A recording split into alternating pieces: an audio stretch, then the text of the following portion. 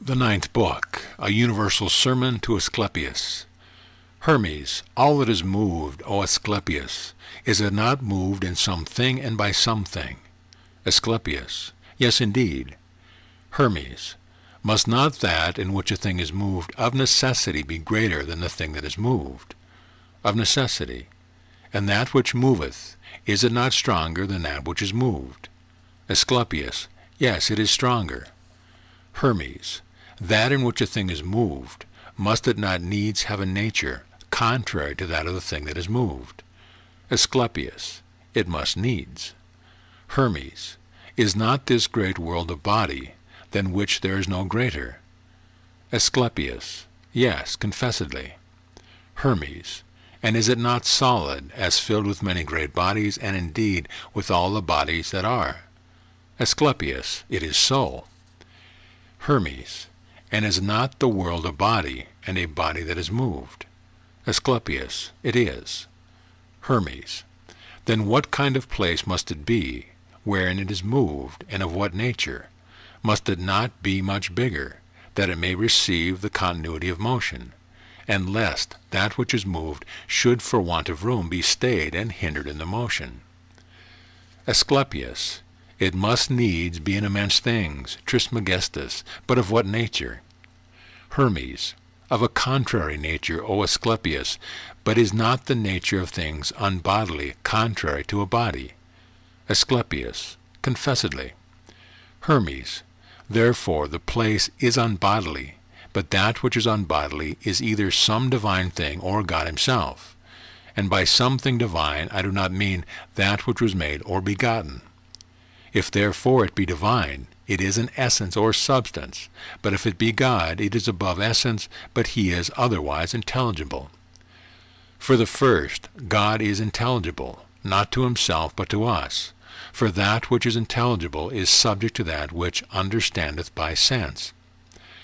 Therefore God is not intelligible to himself, for not being any other thing from that which is understood, he cannot be understood by himself. But he is another thing from us, and therefore he is understood by us. If therefore place be intelligible, it is not place but God.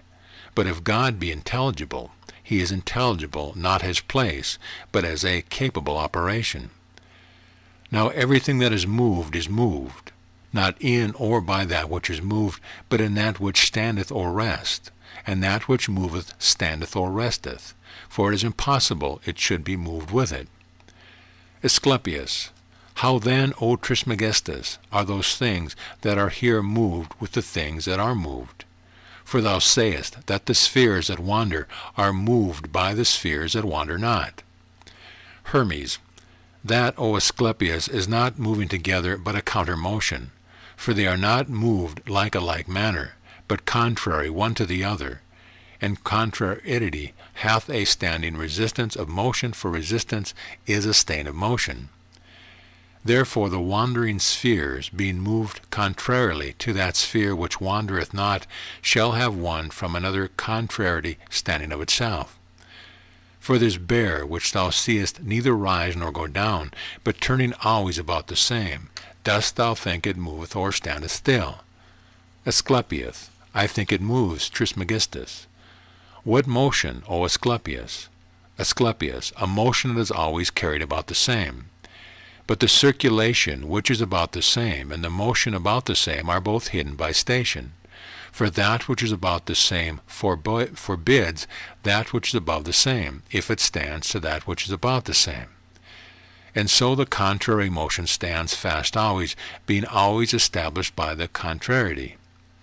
But I will give thee concerning this matter an earthly example that may be seen with eyes. Look upon any of these living creatures upon earth, as man for example, and see him swimming, for as the water is carried one way, the reluctation or resistance of his feet and hands is made a station to the man, that he should not be carried with the water nor sink underneath it. Asclepius, thou hast laid down a very clear example, Trismegistus. Hermes, therefore every motion is in a station, and is moved of station. The motion, then, of the world and of every material living thing happeneth not to be done by those things that are without the world, but by those things within it, a soul or spirit or some other unbodily thing to those things which are without it. For an inanimated body doth not know, much less a body, if he be wholly inanimate. Asclepius, what meanest thou by this, O Trismegistus? Wood and stones and all other inanimate things, are they not moving bodies? Hermes, by no means, O Asclepius, for that within the body which moves the inanimate thing is not the body, that moves both as well the body of that which beareth, as the body of that which is born. For one dead or inanimate thing cannot move another. That which moveth must needs be alive if it move. Thou seest therefore how the soul is surcharged when it carrieth two bodies. And now it is manifest that the things are moved in something and by something. Asclepius, the things that are moved, O Trismegistus, must needs be moved in that which is void or empty, vacuum. Be advised, O Asclepius, for all the things that are, there is nothing empty, only that which is not is empty and a stranger to existence or being. But that which is could not be if it were not full of existence, for that which is in being or existence can never be empty. Asclepius, are there not therefore some things that are empty, O Trismegistus, as an empty barrel, an empty hogshed, or an empty well, an empty winepress, and many such like? Hermes, O grossness of thy error, O Asclepius, these things that are most full and replenished, dost thou account them void and empty? Asclepius, what may be thy meaning, Trismegistus? Hermes, is not the air a body? Asclepius, it is a body. Hermes, why then this body doth it not pass through all things that are, and passing through them fill them? And that body doth, if not consist of the mixture of the four, therefore all these things which thou callest empty are full of air. Therefore those things that are callest empty, thou oughtest to call them hollow, not empty, for they exist, and they are full of air and spirit. Asclepius, this reason is beyond all contradiction, O Trismegistus, but what shall we call the place in which the whole universe is moved? Hermes, call it incorporeal, O Asclepius. Asclepius, what is that incorporeal or unbodily? Hermes, the reason and mind, the whole, wholly comprehending itself, free from all body, undeceivable, invisible, impassible from a body itself, standing fast in itself, capable of all things, in that favor of these things that are. Whereof the good, the truth, the archetypal light, the archetype of the soul, are as it were beams. Asclepius, why then, what is God? Hermes, that which is none of these things, yet is, and is the cause of being to all, and every one of the things that are, for he left nothing destitute of being. And all things are made of things that are, and not of things that are not. For the things that are not have not the nature to be able to be made. And again, the things that are have not the nature never to be, or not to be at all. Asclepius, what dost thou say then, at length, what God is? Hermes, God is not a mind, but the cause that the mind is. Not a spirit, but the cause that the spirit is. Not light, but the cause that light is. Therefore we must worship God by these two appellations which are proper to him alone and to no other. For neither of all the other which are called gods, nor of men, nor demons, or angels, can anyone be, though never so little, good, save only God alone. And this he is, and nothing else, but all other things are separable from the nature of good.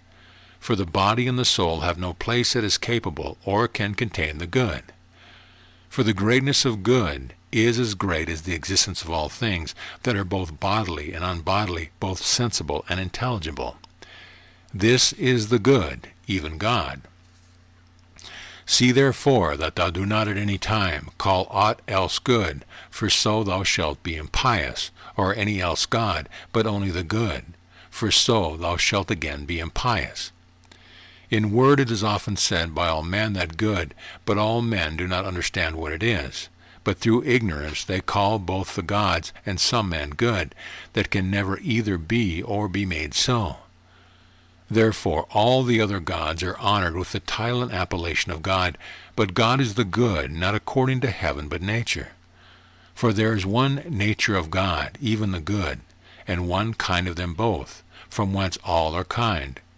For he that is good is the giver of all things, and takes nothing, and therefore God gives all things and receives nothing. The other title and appellation is the Father, because of his making all things, for it is the part of a father to make. Therefore it hath been the greatest and most religious care in his life to them that are wise and well-minded to beget children.